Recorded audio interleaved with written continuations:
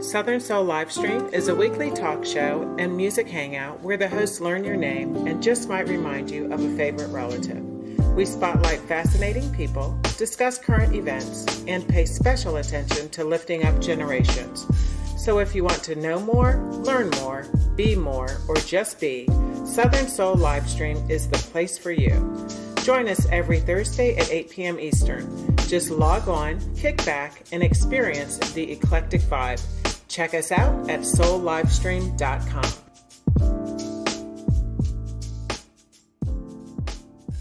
We're going to get started with Arva.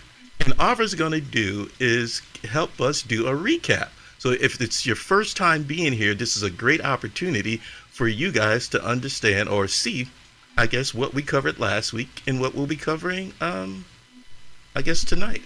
I guess I forgot, Arva, but anyway, you go and I'll flow with it. Great, thanks, Calvin. So welcome, everyone. And if you missed last week's show, you really missed a treat. It was a first. We did breakout rooms. We had different topics. We had some interesting topics. We had some tame topics. And one of those tame topics that I want to take a look back on is the breakout room that we had for prayer and forgiveness. It was really an awesome conversation for those who were able to join us. So I wanted to just sort of tag Dr. Courtney and just for us to sort of have a conversation about some of the takeaways from that conversation. And I'll set it up to say that really it was a conversation a lot about forgiveness of self, which can be so hard. I mean, so hard. And one of the things that I think probably stood out, we're so hard on ourselves, whether it's for the things that we've done in the past ourselves or for things that have happened to us or were done to us, that trauma that we experience. And I think one of the big takeaways, I had like 8, but Calvin didn't tell me how long the segment is, so I don't think we'll be getting all 8. Hello, that'd be a show. Yeah, you have 4 minutes. But one of them, and I think it was Kim who said this last week. I'm sorry, no, it was Dr. Courtney who said this last week. We talked about, the room was about prayer and forgiveness. And I asked the question, what is the link between prayer and forgiveness? And Dr. Courtney, you said that the link between prayer and forgiveness is the level of honesty between you and the God that you serve. And I just thought that was profound. Would you care to expound a little bit on that statement, because it's a whole lot? Absolutely. We did have an awesome time last week. Shout out to Arva and the group who really Arva just like pivot the whole conversation, and we were just bouncing off of each other. But for the statement that she was making, the level of honesty that we have between ourselves and our maker is that because many of us, we really aren't really honest with ourselves from the day-to-day situation. It's like, yeah, we put up on makeup, so we live beyond masks, we live beyond the stories that we write on Facebook to give our perfected selves. But in reality, who are you behind the scenes when the cameras aren't on, when the Zoom isn't going, and it's just you and God.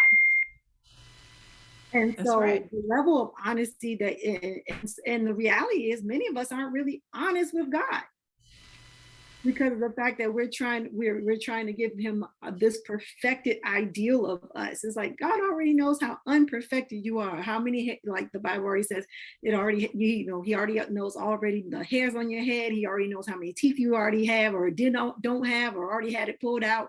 So the level of honesty, he already knows even from the insides of your heart or what's there, what's not there. So, I mean, the level of honesty that you have, and it shows through and it even shows it shows a new example of the level of transparency that you can have, and the moment that you're allowed to express yourself in prayer. The deeper the prayer is, the more honest that you are with yourself and what you're going through, and knowing the capability of who God is in your life. That is so true, Dr. Courtney. That is so true. And, the level of honesty that we show in prayer between us and God, it's not for him. Because just like you said, he already knows everything. It is for us. Just like forgiveness is for us. It's not for the other person. And taking it back to the idea of forgiving yourself, because that was a lot of what the conversation was last week. And one of the things that we said is that forgiveness is a two-way street, even when it's you who is forgiving you. So we're forgiving both our past self and also our future self. And I just thought that was so profound. You know what? Perfection is not the prize. Perfection is not the goal. Freedom is the goal. Freedom in your spirit and in your movement towards others. We all fall short. And not only have people hurt us, but we have hurt others as well. So, we started asking the question, and I think Effie brought this up last week when she said, what do you gain by holding on to unforgiveness? Living in a state of unforgiveness. I know you brought that up, Dr. Courtney, but the question really is, what do you forfeit by not forgiving? Because unforgiveness, as you so eloquently pointed out, Dr. Courtney, that's not even a word. That's not even a word. So why do we live in a state of unforgiveness? I'm telling y'all missed it. Y'all missed it if you weren't there last week. Awesome. Well, the good news is I'm definitely going to try to get that submitted for the publication. So maybe they'll get a chance to listen to that in about a couple weeks. So thank you, Arva, for helping us recap on last week. And, in addition to that conversation, I was talking to Dr. Courtney, and I discovered that she knew our guest speaker for the night, Margaret. And, and you guys went to divinity school, right? Yes. That is so awesome. So, feel free to say hello, to say anything nice about Miss Margaret. I'm just really excited that she's here, and we're going to get started shortly. But is there anything you would like to say hello, or, because, I imagine being in school, you guys remember whatever that experience was.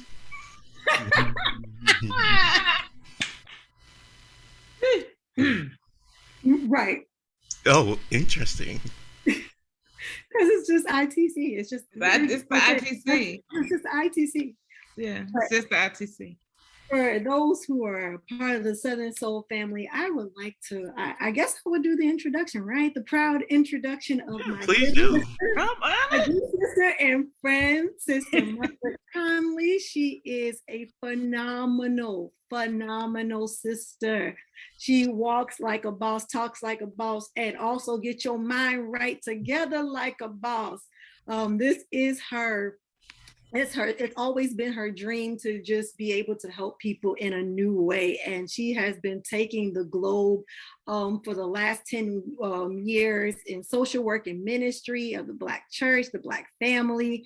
And also she has attended Valdosta State University, Clark, Atlanta, right down the street from the ITC, and the ITC where we met up, where she got her master's in social work and also her master's of divinity. I would just say, just hold on to your seat, get your, hold on to your seat, get your good popcorn, maybe a glass of wine, and be able to relax. So you're going to learn a lot. And also you're going to be able to heal after these conversations, or at least get on the couch to heal. Awesome. Thank you. Courtney's a beast. I know she got y'all right together. Courtney was good. Courtney made me think missiology all day. She taught me so much. I love you, Courtney. One of the most awesome things is that, I love to connect with people and discover that these people, have something in common, right? Because even with you, Margaret, when I first, ran into you, you're at this conference, right? And you're just kind of doing your thing, and I'm watching you present, and I'm like, OMG. I never seen anyone break it down like that. Now, don't get me wrong. Margaret's like, child, please. I know people like Courtney, she do this stuff too. I'm like, no. I'm talking about everyday people, right? For everyday people, one of her key slides, and I took a screenshot, and what it was is, on the left, she had the scripture. And on the right, she had let's call it the DSM, the psychological, scenario. And I just had an aha moment. I said, what would the future of church be like if we not only took a scriptural look at things, but also a mental health perspective as well? And, I pretty much bugged her. I'm like, look here, Margaret, you got to be on the show. And this had to be like 30, 90 days ago. And she's like, what? You want me to do a show 90 days from now? And I know I'm that person, right, that book things 90 days. So I just appreciate that you didn't forget who we were and you remember who we were after we kind of track you down. And I just want to say thank you for being here tonight. I'm honored. I'm always honored to come and just do what I do. Courtney, like when Courtney met me, I was going at it. I think we had a class and one of the classmates said something and I was just spewing the DSM. And then it was a missiology class actually. And then we went out and we got to see, like, it became tangible. And I think the next class we had with that brother, he was like, I'm so sorry. He said, I would never have put that together because his words, he's like, people choose to be where they are. And I said, no, they don't. No, people fall into, and they don't know how to manage that on an emotional level. So they settle for. And so he was like, that doesn't make sense. When we went out and did our work, he came back, he was like, I'm sorry. And, I want to know more about that. And he ended up volunteering at my job at the time. I worked at Atlanta City Detention Center. And he was like, oh my God, I never thought Bible and mental health could work. I didn't even see it. So that was almost 10 years ago. I ain't gonna date us. Well, tell me this, because, for me, I think it's a good thing. What do you think the hang up is, this Bible and mental health thing? Do you think people just struggle with it? Or, I mean, what's the dilemma there, you think? I just think in regard to church, we've never been invited to take a deep look at our emotional wellness. And mental health became equivalent with mental illness. So there's nothing wrong with me. So why do I want to look at that? But we haven't until recent had an opportunity in Black church to realize that mental illness is not equivalent to the health of my emotions, which is hard because you told me for so long I'm crazy. So if I'm not crazy, I don't know why I need to see a therapist. I don't know why I need to talk to you about my problems. I can just work through it. I can read my Bible. I can pray. I can fast. But come to find out, no, my emotional state is a part of my overall health. And it doesn't mean that I'm crazy when I go and get that checkup. I can do some preventative medicine with my mind if I go and see a therapist. And it does not go against who I am in the body of Christ. We start to look and see. For me, I started looking at Christ. I started looking at the Gospels. And I looked at Matthew, Mark, and Luke. And I started to see where even in the redactions and how they were formed, you found what Christ took care of his mental. One of my favorite texts is Christ asleep in the bottom of a boat. We read that text as if he comes up out of that boat when they wake him up and being kind. Nah, if somebody woke you up when you had finally got a deep sleep, what would you do? He went ham. And he's like, why can't you use your own faith and do this? I'll sleep, so that was one of the first texts. When I looked at it, I said, he was really saying, hey, let me take care of myself. Like, I've given you all of what you got to do it, and you waking me up for what? And I was like, oh, well, maybe that is how this looks. You come and you see throughout the text with Jesus is literally taking care of himself. And so Jesus, I always say Matthew 6, Jesus went on vacation. People laugh at me, but I mean, he's sitting there, the lady is hunting him down, heal my child. And he like, nah, he got a dog, So, and I think Courtney preached that in class one time. And that's when I started looking at it from a mental health perspective.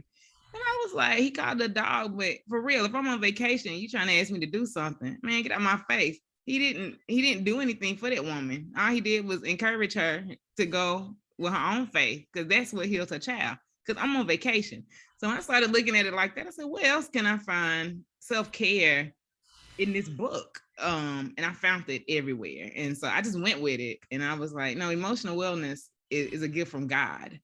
You literally find it in the Psalms that it's written that rest or care is a gift from God. Like it's a psalm.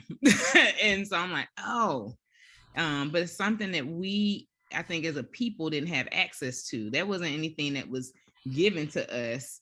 And when we were enslaved, it wasn't given to us in that state of emancipation. And that's how I like to say it, as we had to keep fighting for freedom, as we still fight for freedom. That's something that we don't get a chance to hear, is that rest or care is a gift from God. And so we should be doing that. But when you think that care is equivalent to crazy, then you don't want to go get help. That's not an invite for help. But hopefully we can change that thought tonight. Wow.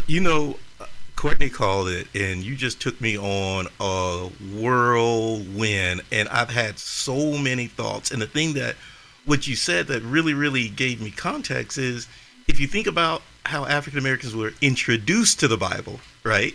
This context of rest, right? It was not on the table for the context, right? But let's just go ahead and get into the questions, right? Have you always known that you wanted to do what you were going to do, right? What's your origin story? Were you like the little girl, like Tina Turner at the church, singing? You just knew you were going to do this thing? I mean, what's your story? So I have a really dear friend out here tonight. She's my old roommate. We still say we're roommates. And so she was laughing when we were doing trivia. I don't know if I always knew I would be in this seat, but I always knew that I wanted to investigate behavior in Black community and Black church with biblical principle. My origin story, my father adopted me. He's the only father I knew, but he was heavy in Bible. He's also a Vietnam vet. He also had issues with self-soothing, using substance. He also, like Black men in America in the 80s and 90s, right? So using substance, working really hard, not getting cared for fighting for this country. And so it took it out on community, took it out on family. And I wanted to know, because he would use Bible verses to do it. He was like, David cussed at the people he was working with. I can cuss you out. I'm like, is that in the Bible? I went and found it. So that's how I started investigating Bible. And I say investigating Bible because he would use a verse in a minute. Now, you spared a ride, you spoiled a child. I was like, well, somebody spoiling you, So I started with that. But I was probably around 19 when I realized I wanted to see Black community and I want to see Black church heal from these emotional wounds. And it came from a push from my dad. Like, why can't you heal? We say prayer will fix it, Jesus will fix it. We got all the songs that promise that that's what happened. You pull out the text that say that Jesus is gonna show up and do something, but I'm confused on how my father still is not able to emotionally stabilize. I'm confused on how the church keeps inviting him to be unstable because he's Black male. And I'm worried, about what happens to children that come up like me. Like, what happens when you tell a Black female that she can't be something because this Black male can't stabilize, because prayer obviously isn't working. That's not anywhere in the text, by the way, but that's how it was coming from the pulpit, because that's what we were taught over time. I grew up in an area where, until my childhood pastor 15 came into the church to carry a Bible. Now you just wait till you got there on Sunday and pulled your Bible from the back of the pew if you wanted to do that. So, and you trusted your pastor. And not to say that I love pastors. I think that they have a heavy weight on them because Black community has lifted them beyond something that was even ordained. And they have to carry that. And we'll probably get to that tonight, because they carry that weight and this expectation for them to be like almost a demigod. It's crazy, because they're supposed to know it all, be all. And as if they don't have, as if they are not human, they don't have their own humanity. What does that look like? And it spreads down. I think one of the worst things that led me to this path in life was to hear that we're a little bit lower than angels, so we should be able to maintain ourselves. And I'm like, what? Like, none of that makes sense. But I heard a pastor say that, but then I watched that pastor fall apart. And it was my collegiate pastor, literally fell apart because he didn't really know what to do. And he ended up in a mental health institution right after he preached that sermon. Came back the next week and he's like, I don't know how to maintain what I just told y'all last week. Well, I bet you don't. So for me, that was the push, the drive, because if we can rightly divide the text for real, we will find that we are offered care by God, but humanity is who we need to connect to. The formula of the Bible is this: I'm God, I created you, I give you everything you need to survive. Y'all need to connect with one another. You won't find anywhere in the Bible where God stepped down out of heaven to do anything, including Jesus, was wrapped in flesh and sitting right down here as a human to assist. It's a huge indicator that we need each other. Wow. You know, I love that because, you know, I can see you, as you described, seeing these conflicts, seeing these things that just don't add up. But I think that's a cool story because it seems like it became your motivation to kind of dig a little deeper for the things that simply did not add up for you. Tell us about your specialty. Tell us about your passion, you know, for therapy. Like, what type of clients do you work with? So, passion for therapy. Truthfully, I don't have a passion for therapy. And people laugh at me every time I say it. I never desired to be a therapist. I really just wanted to do crisis management and keep investigating how we use the Bible wrong. And it led to a private practice. And so my clientele, primarily African-American. I work a lot with spiritual leaders. Not all of them are pastors, but most of them are pastors. And a lot of them come quietly. That's not the first announcement they make when they get in my office. It just usually leads there because they read my website and they read faith-based trauma. And they're like, well, what is that? I did not coin that term. There's few people that use it. But I said, well, faith-based trauma, anything traumatic is something that has stuck with you and you're replaying it. And so it was like, well, I think I have that faith-based trauma thing. It's like a website. And it comes from how faith has been damaging to them. And so most of my clientele they are in the church or they are part of some faith-based tradition. And I probably say about 30% of my clientele are ministers or pastors and leaders in their faith tradition. And so that my passion is actually helping them to heal more so than therapy. Are using whatever modality. It's to see what can we do to help them actualize who they are, so that when they re-enter community, whatever that community may be, they can bring themselves, that entire part of who they are, their humanity, back to a pulpit, back to the bake sale, back to a car wash, back to whatever they need to. But they're able to announce to the people they lead, I am human. And that is the goal of my practice. Well, thank you for sharing that. And, you know, I hadn't thought about it like that, but you said therapy for the sake of therapy. You know, you like to see people heal. And I hadn't heard that before, but I can definitely see the difference. You mentioned the term faith-based trauma, and I looked up this word, and it was just interesting to me because it meant so much. And then I saw in certain neighborhoods it meant something else. But, you know, let's kind of talk about why we're here tonight. When religion leads to faith-based trauma. First of all, can you help us understand this term? What does that term even mean? So faith-based trauma is any traumatic event that has happened based upon your faith tradition. And that's my definition, how I defined it. Others define it, they leave out the faith tradition. So that's what makes my little definition a little bit different. But anything that has happened to you inside of your faith-based situation. So whether it's church, whether it's your mosque, whether it's your synagogue, whatever it may be, you got hurt in the church. So for lack of a better term, church hurt. But we don't like to say that because the church can't hurt you, but we're humans. And if we're not healed, guess what we're gonna do? We're gonna hurt somebody else. So that traumatic space stays and we replay it. The Black church is one we don't like to face it. And so what happens is we set up a post-trauma situation. So because of that, you have a post-traumatic situation for individuals in the church, whether it be from some level of abuse, whether it be from some misunderstanding of the text, and they have carried that with them. And so now they don't know how to get over that. And because of this, you replay, or you flash back, or you have intrusive thoughts about it. And it's based upon faith tradition, which is really hard for people to grasp. A friend of mine, I love her, Jennifer Baldwin. She's a new friend. I didn't realize she lived how close she lived to me. So now I was like, no, you're my friend. But I was reading her books before. She took it from a standpoint of looking at it from a trauma sensitive theology. And so she literally went through the Bible and pulled out what could be traumatic. So Judges 19, if anybody knows their Bible, we're not going to get into it tonight because I'm a therapist tonight. That is a very traumatic section. That's a very traumatic space in the Bible. But we will read it and preach it and move on. And we won't focus on the trauma that happened. And so what happens to women when they read that? It's okay for this to happen to me, because we don't deal with what happened to the woman in the text. We deal with the aftermath.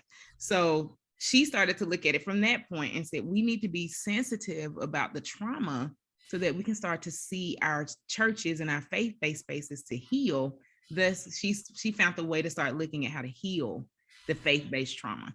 And so from that, I kind of coined how I work, and looking at it from the trauma happened. These are our trauma spots. We recall them, we replay them. But how can I be sensitive in how I use this text now in order to help people who they rely on it for their daily bread? Literally, this is what they live by. How can I help them heal from the very thing that's harming them? Well, I have to definitely check out that book because I like that concept. I've always, loved the Bible, and I love to kind of study it. I don't know the story you're referring to, so you're going to have to remind me, but I do know that and we don't have to mention it because we don't want to trigger nobody, but I do know that there are certain passages that are simply hard to digest. Yes. And it seems like they could be, let's just say, just easy to preach in a way that can cause harm. Let's just say that. They can easily be taken too far left, too far right, because they're already hard to digest. So all you need, I like the word you describe, a certain sensitivity to how that message is created, how that message is shared. Because without that sensitivity, you just go on and you don't realize the trauma that you're triggering, recreating, or making a lot worse than it ever had to be. So, yes. What was that book? Jennifer Baldwin, you say? Jennifer Baldwin, Dr. Jennifer Baldwin. And the name of the book is Trauma Sensitive Theology. Trauma Sensitive Theology. Tell us this. How do believers identify faith-based trauma? I mean, let's get practical, right? Because I know from what I took earlier, you like certain things, taboo. I'm not crazy. If you're crazy, and it's like it's hard. But is there a way, like maybe because you've seen patients with certain things, you've seen some themes, you've seen some, because what I would anticipate if believers can better identify it, then maybe they can better speak up. If believers can be more aware that this thing is happening. So I don't want to oversimplify it, but do you think there's some ways that believers can kind of help identify these things, even identify it in their pastor and themselves? Yeah, so Paul gave us a gift. I'm not a fan of Paul, but that's the seminarian in me. He gave us one gift that I love. He invited us to see ourselves as made as many members. So individually, we're made of these many parts as well. Jennifer Bauman's book is based on internal family systems. It's a therapeutic modality that invites us to see ourselves in parts. And so what I invite a lot of my spiritual leaders to do is do this modality with me and put themselves literally in parts. First, they think I'm saying, I'm not crazy. I'm like, you won't be crazy after this either. Like, you have a pastor part, you have a daddy part if you got kids, you have a husband part if you married, you got a wife part if you married, You got a single part. I got a lot of single ministers that come. In that single part, like, I'm just trying to live my best life because I'm in my 30s, but I'm a pastor, and you telling me I can't. You got a parental part if you got kids, and you like, I really want to take my child, but I'm a pastor, so I got to sit here and like ain't nothing going on, but it is. Looking like Kurt Franklin a little bit. And I say that because he was proud about it when he finally announced, you know, my son gave me hell. That's how y'all got great music for me. My child, you know, so, and I invite them to investigate those parts of themselves. What are they doing? These parts are protectors. They either managing you or they putting you in a space where you can be distracted. And what wound are they taking care of? What's the traumatic space those wounds are taken care of? A lot of pastors got a lot of wounds they hadn't dealt with. Why? Because we told them they couldn't. You got to be healed in order to get ordained. What does ordination look like? For some of us, is you go get 3 years of divinity school and you come out acting like the Lord healed you, knowing that class really screwed you up, and you got to act like stuff didn't happen. And for some of us, if you preach your initial sermon and you get that license, then you're healed. No, you're not. Nothing happened except for you got paper and somebody signed off on you because you sound good. And you can lead the people where they need to go, and you know how to collect a good offering. But nobody bothered to ask you, were you in pain or are you hurting? So how do you get to that? How you get to it is, how do I take care of that wound? Dr. Richard Swartz, who created internal family systems, he said, how do I get to that exile? How do I get to that part I had to hide? And what is it trying to say? And what we find for the people who end up coming to me is they didn't have to go find the wound. It popped up on them. Guess what? I'm cheating on my wife. I'm cheating on my spouse, rather, and I don't really want to cheat on her, but I can't get this need met. Or I'm drinking and I'm smoking, but I don't know how to heal. So I don't know what this is. Or I'm using the coping tactic that I used when I was a kid. And I'm 40 years old, but it made me feel better when I was 16. You know, so because that 16-year-old is wounded, let's work on it. So if we can get to those spaces, thank you, Paul, for inviting us to see ourselves made as many members. You got different parts of you. And just because one part is functioning well, it's probably another part that's not. And we have to invite ourselves to align those parts, right? That's what Paul invites us to do. How do we bring those into alignment? We have to speak to them. We have to look at them, and we have to talk to those wounded spaces in order to heal. If spiritual leaders and if congregations can do that, but if spiritual leaders do it, guess what they do? They end up inviting congregations to do it, families to do it, individuals to do it.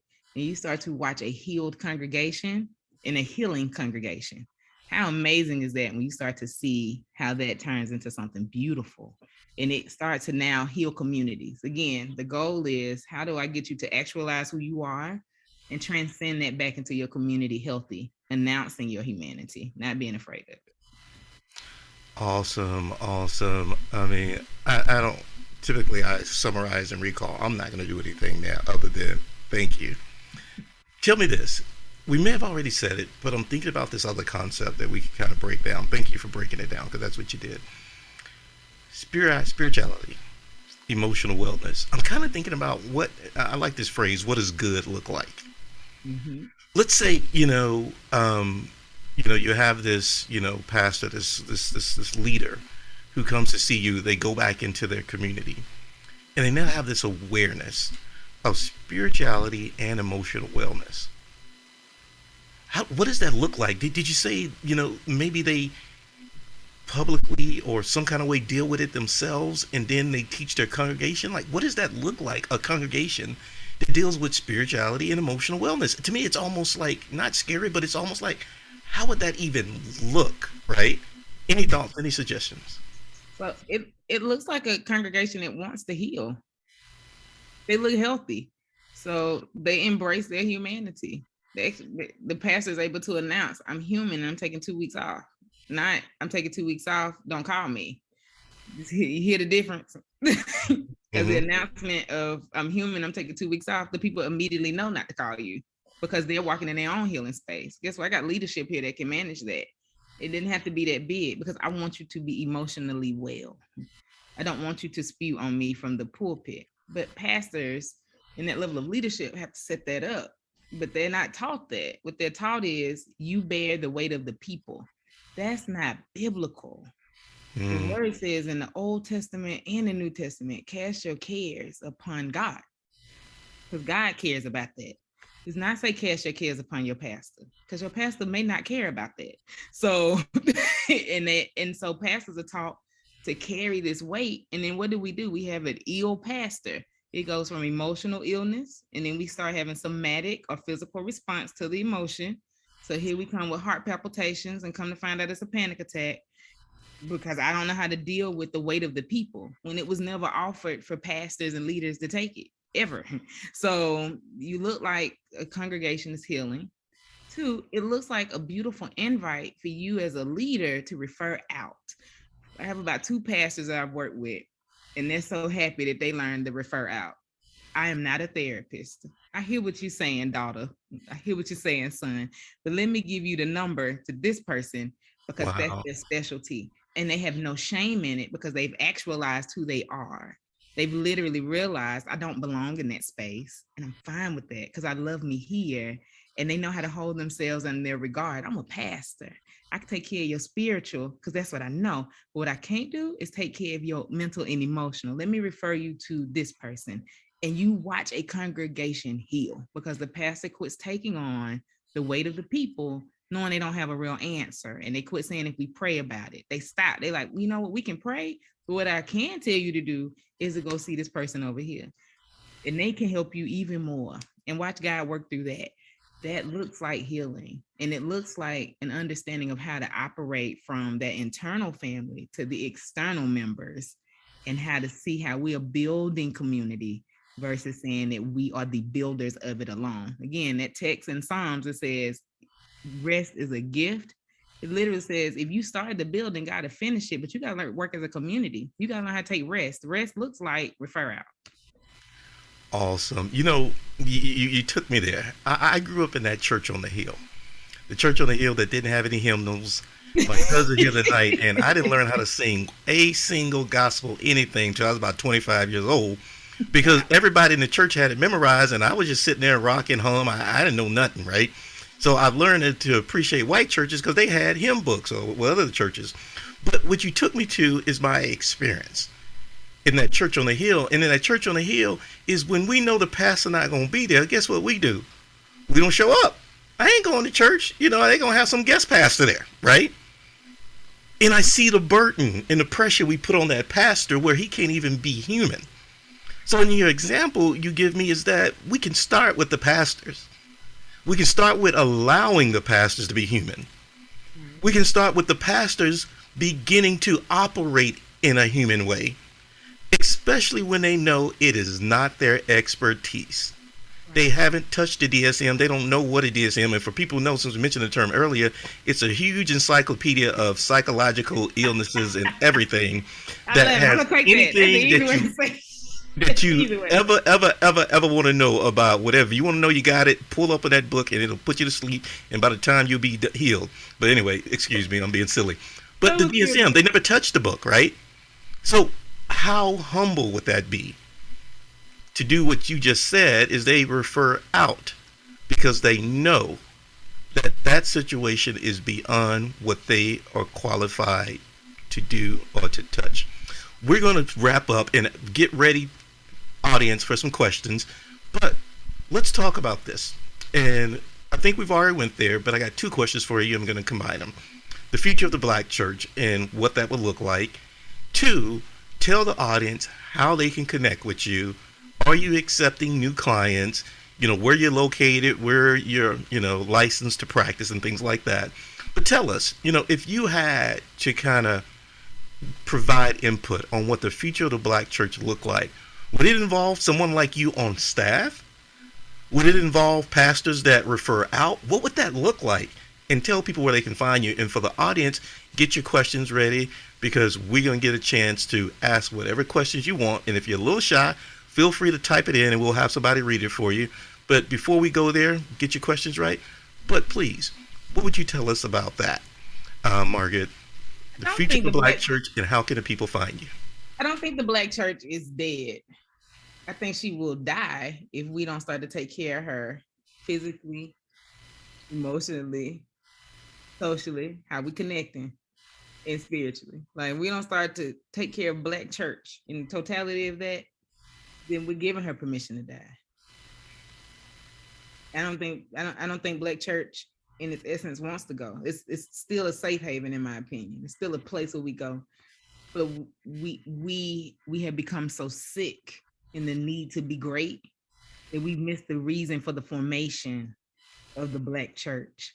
Man, rest his soul. Dr. Love Henry Welcher, he said that in class one night, and I took that and I embedded that in my heart. He said, if the Black church can remember why she was formed, then she won't die, because she will remember that she was created to heal.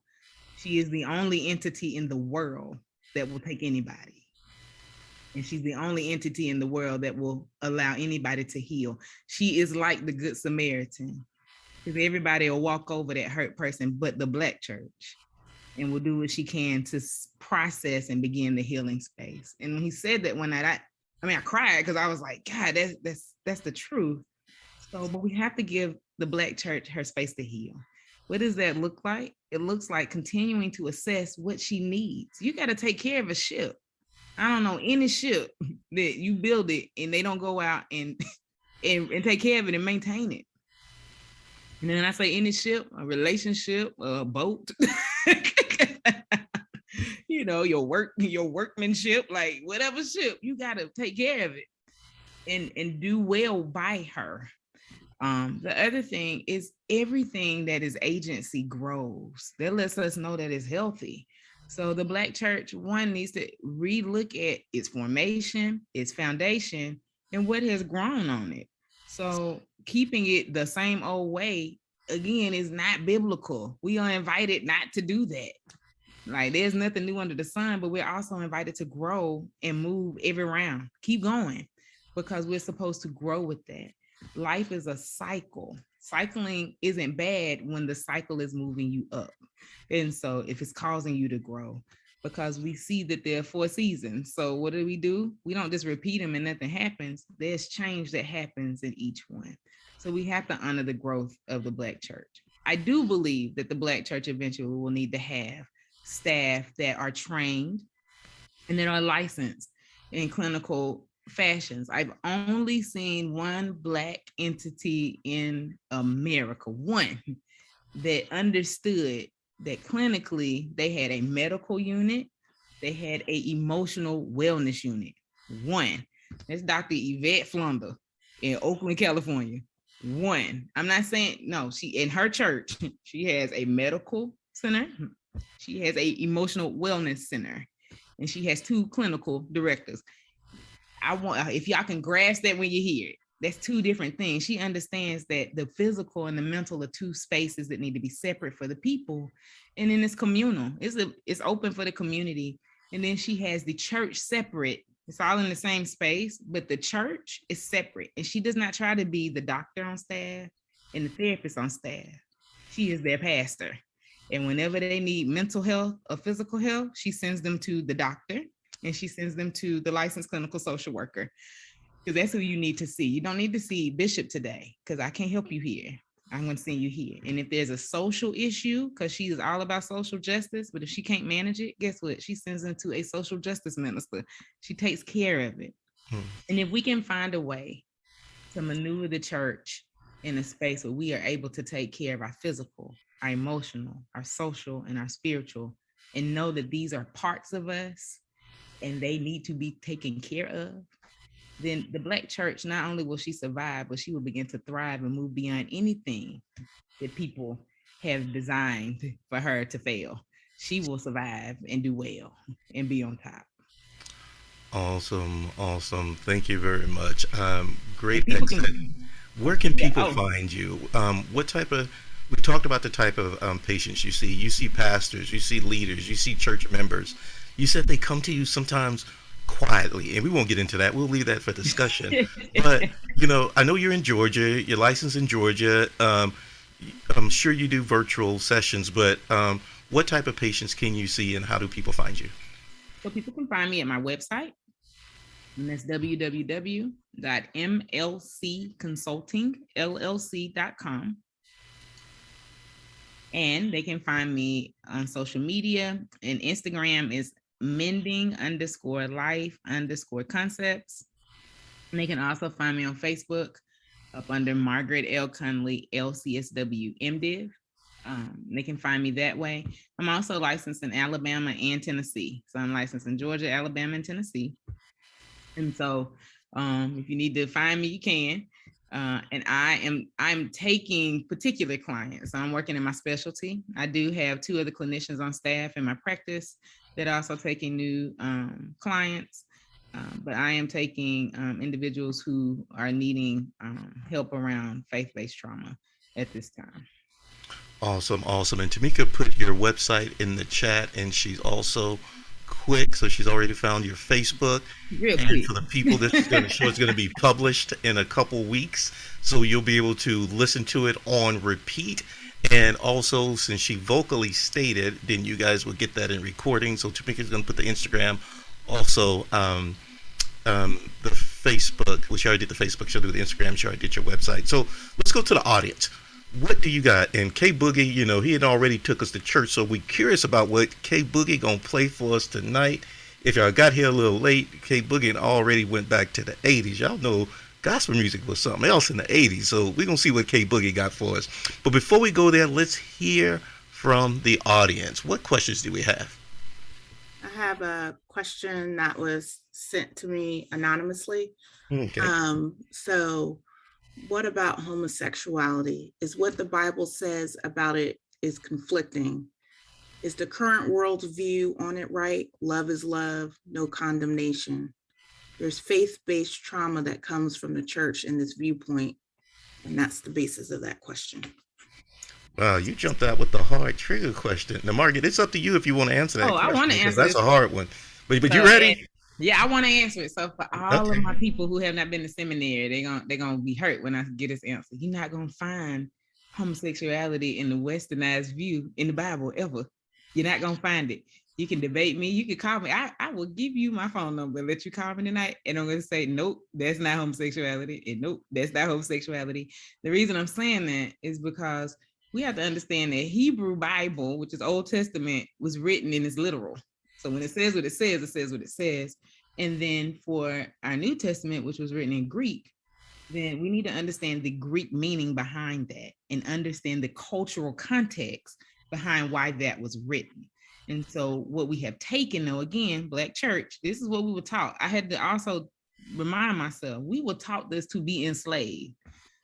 So they gave us particular scriptures and said, this is how I'm going to trap your mind. We have to study it, though. So there's this studying to show ourselves approved, so we won't be ashamed of it. So the worldview of love is love, I think that also may be taken out of context, because love is love is also damaging. My domestic violence people will tell you in a minute, I love them, but I'm different colors today because you keep hitting me. So love is love may need to be defined. But as far as a human being loving another human being, I don't see anything wrong with that, because I don't see any condemnation or any spaces in Bible that's condemning that love and care for another human. I won't get into it tonight, but you even find a crazy love story between 2 individuals in the Bible. The preachers don't like to preach. They skip right over it. But you watch how this person, not only did he have a disruptive childhood, but he also had a disruptive love life that led to a disruption throughout a kingdom in his own children. But he was a man after God's own heart.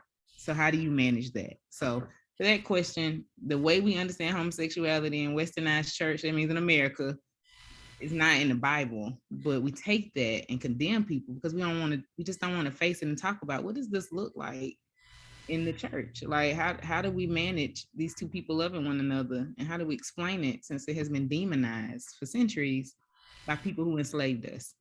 And if we could have that conversation, that'd be a great conversation to have at somebody's church, because that's what happened. Hey, what else we got next? I got a question that's going to transition something softer. Thank you, Margaret, for handling that. While you guys get the rest of your, I didn't get a chance to use my new fancy button tonight. So typically when I go to questions, nobody says anything. So I get to use that button. Did y'all hear that? Yeah. Okay. Did it work? I got it. Yes, it worked. Okay. I'm proud of that button right now. It's my crickets, right? So anyway, but we got several questions tonight. Oh, we got several questions tonight, so I don't have to make up questions. No. Okay, well, go ahead. I'll keep my icebreaker questions for later. What other All questions you right, got? so the next one is, does attendance reflect a strong church, or does dwindling attendance reflect that church is wounded? I like that question. So I don't think attendance reflects a strong church at all. I think attendance reflects popularity. Do you like your pastor? Do you like what they sound like? And are you going to come? The reason I say that is because if the pastor's not there, then what do we see? Dwindling attendance. Like, oh, I came to hear Courtney today.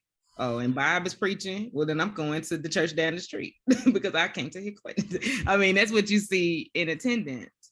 On the other hand, the second half of that question was beautiful.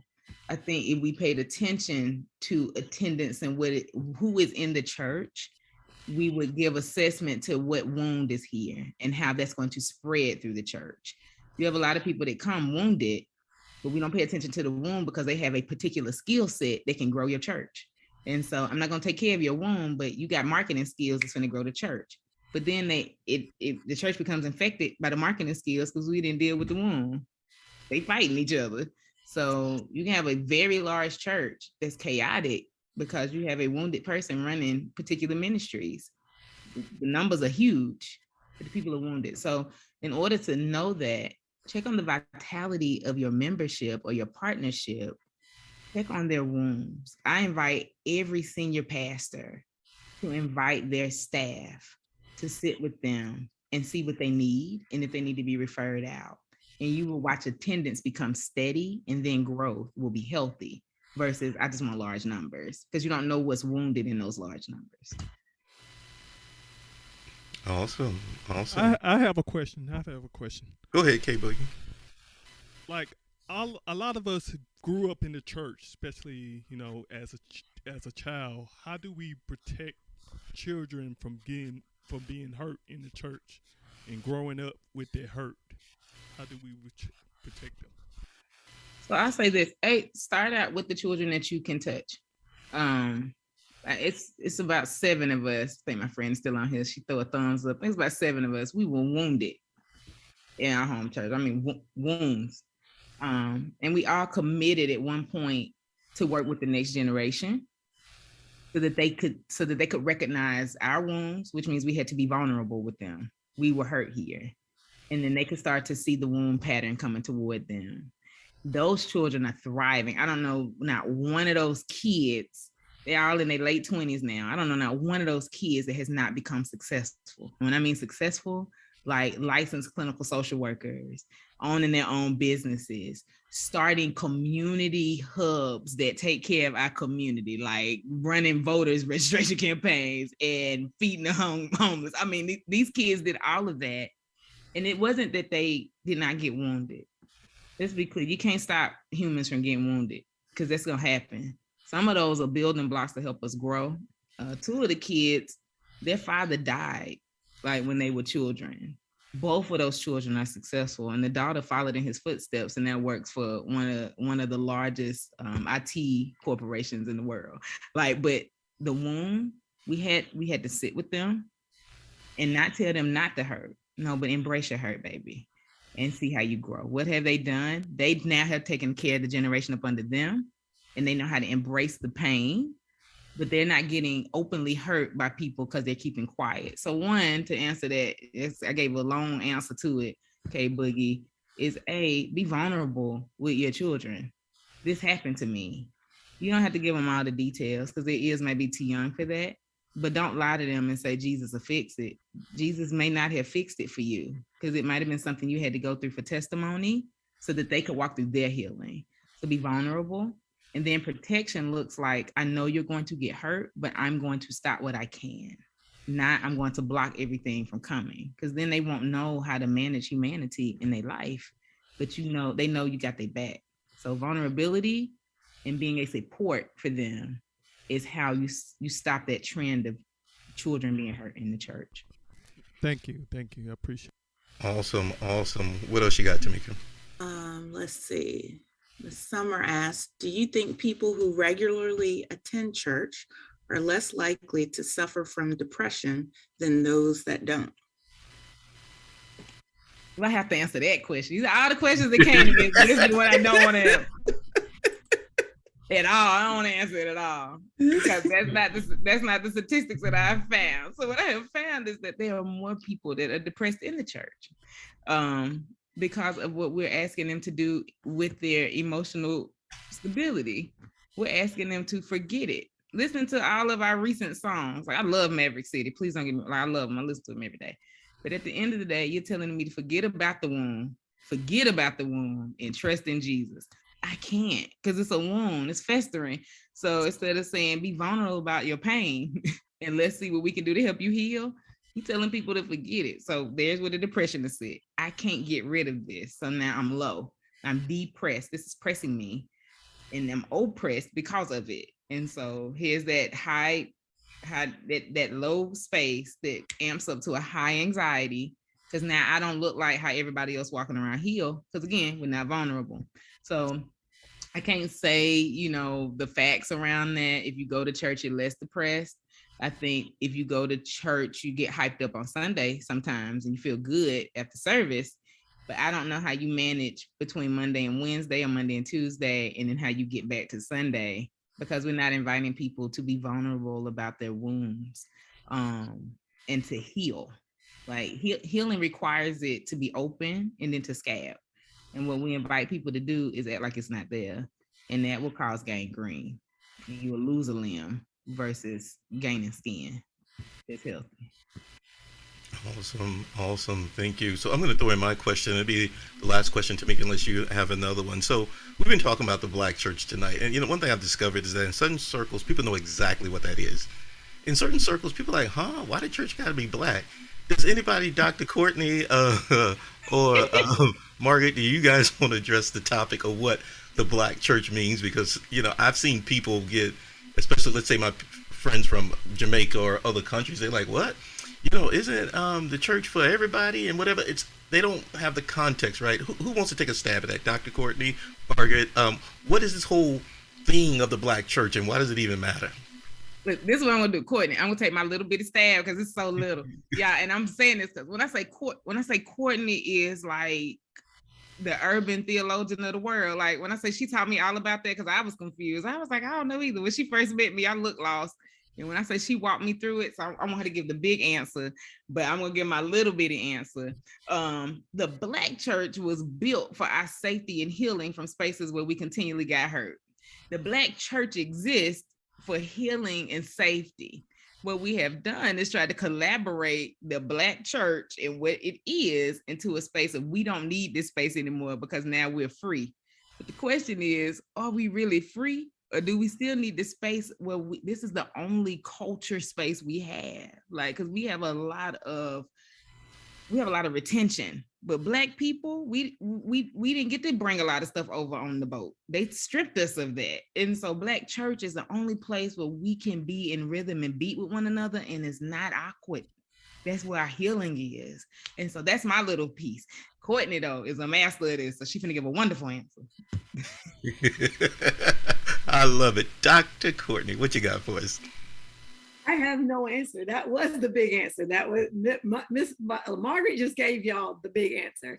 But it's still relevant and still important for us to remain as the Black church because of the fact of just what she said. Are we really free as Black people across the spectrum? It's very known that even where I serve and, or even where Margaret served, or where many are people who are in the deep South, even on a Sunday morning, basically is the most segregated, 11 o'clock is the most segregated hour in America, especially when it comes to church. There's still Black church, there's still white church, there's still Mexican church, there's still everybody's church. Because of the fact of the matter is that we still need a place to go. We still need a place to heal. We still need a place to get out our frustrations, because the fact of the matter is, on Monday morning, just like she says, we don't get seats at the table. Just like on Tuesday morning, we won't ever hear like the spaces of where we get in rhythm on Sunday. We don't get those opportunities again until we meet again on Sunday morning. And just for the fact of the power of the Black church, that even on today, at the Georgia, in your area, Margaret, 100 Black, about 500 Black pastors got together on the grounds of where the Aubrey Trail going on, because of one person, one little One little ignorant person. I'm going to lay low on that one. I really want to say something, but I'm saved. Hallelujah. Yes. One ignorant trial lawyer decided to say that they felt so intimidated about one Black pastor sitting in the room and told America, like, look, we don't want no more nigger pastors. That's what he said. He said we don't want no more Black pastors coming to the space of where the trial is. Well, wait a minute. When did we become so intimidating as Black people or as Black pastors to come and to see about our own? Because if we was not there, what would be the end result? We don't get justice in no shape, way, or form. So if we don't show up, if we don't look the part, if we don't even if we aren't being the part, if we don't look the part, people still won't respect us. So of course the Black church is relevant and necessary. Yeah, awesome. Relevant, necessary. And I mean, Kevin, I know we got to go, but I love to piggyback. This is what preachers really do. We piggyback. When you have 500 pastors that can come together for one thing, the Black church has forgotten its power in my mind because we want to look like something else. But the fact that we can take feet in hand and create an entire situation that literally shakes the earth, which is what 500 pastors did today. You just out there holding hands and singing hymns, and you scared America. CNN is out there like, look, you scared America. What? That's the same power we had to move us from being enslaved, to move us from Jim Crow, to move us from Black Code, to move us from, we still doing, that's the Black church. The Black church is not some eloquent, sweet song that sounds great in the background. No, we in the front, and we're here because the violent take it by force. I'm not saying that we are violent people. What I'm saying is the thunder in our voice can shift the entire world. It's done it before, and it's doing it now, and it's going to do it again. And that is the power of the Black church. Awesome.